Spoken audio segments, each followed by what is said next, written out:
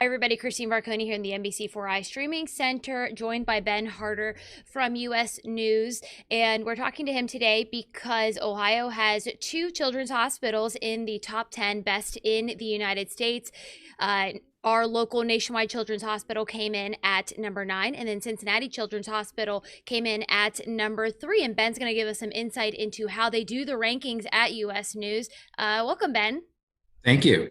All right, so can you give us a little bit of insight? We talked a little bit earlier, and we found out in your press release that you guys do different percentages, but you have a little bit of a new ranking system this year as well. We do, yes. We've been evaluating hospitals for 16 years now, looking at children's hospitals across the country. And our goal is to help parents identify which hospital might be best for their child, depending on what kind of ailment their child has. So we have hospitals ranked in cancer, for example, pediatric cancer, and we have hospitals ranked separately in congenital heart disease and 8 other specialties. And as you mentioned, both Nationwide and Cincinnati Children's ranked in all 10 of the pediatric specialties we evaluated. That is, great news for the citizens here in Ohio. And then that top 10 list, obviously the specialties are very important, but the overall, seems like overall excellence or honor roll, as you guys call it, is also important as well. So can you give us some insight into what goes into putting them on the honor roll? Because it's not just the specialties, right?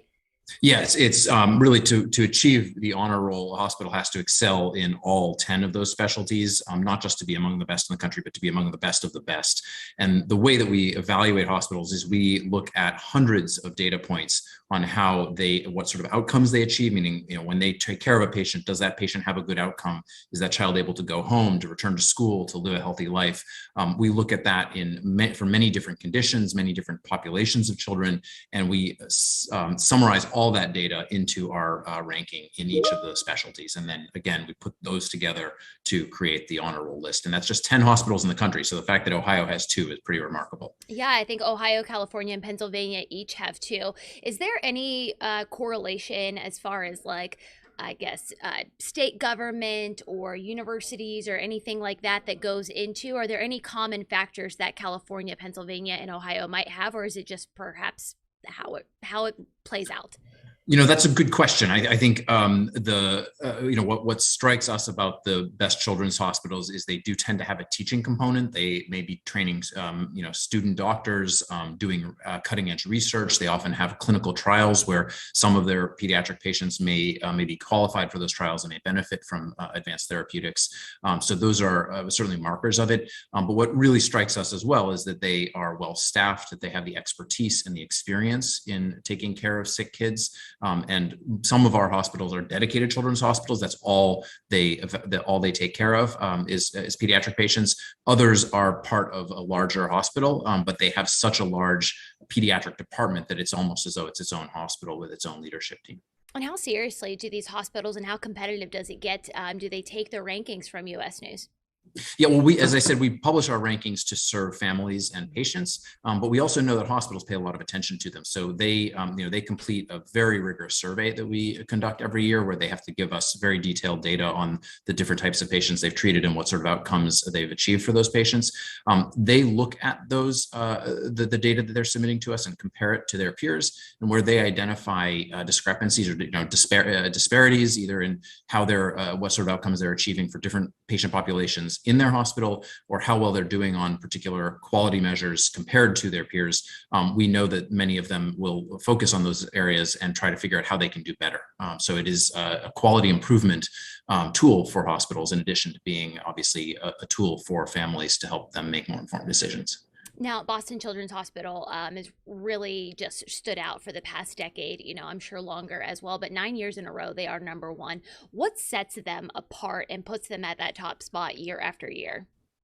I think being able to get consistent outcomes, good quality of life, good function, good health for children with many different types of conditions is really what distinguishes them, and is true of many of the hospitals on our best children's hospitals honor roll.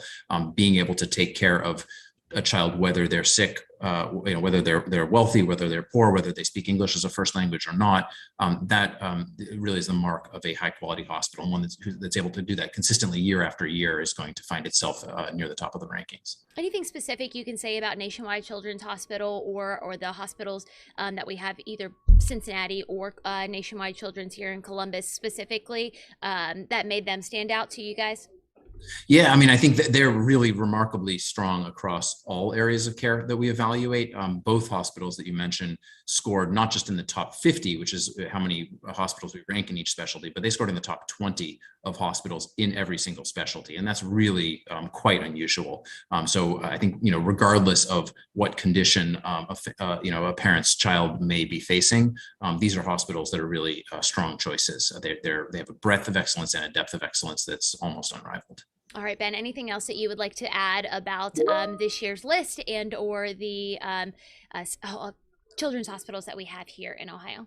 Sure. Yeah, I mean, just briefly, we modify our methodology each year to reflect the latest information and guidance that we get from experts in pediatrics.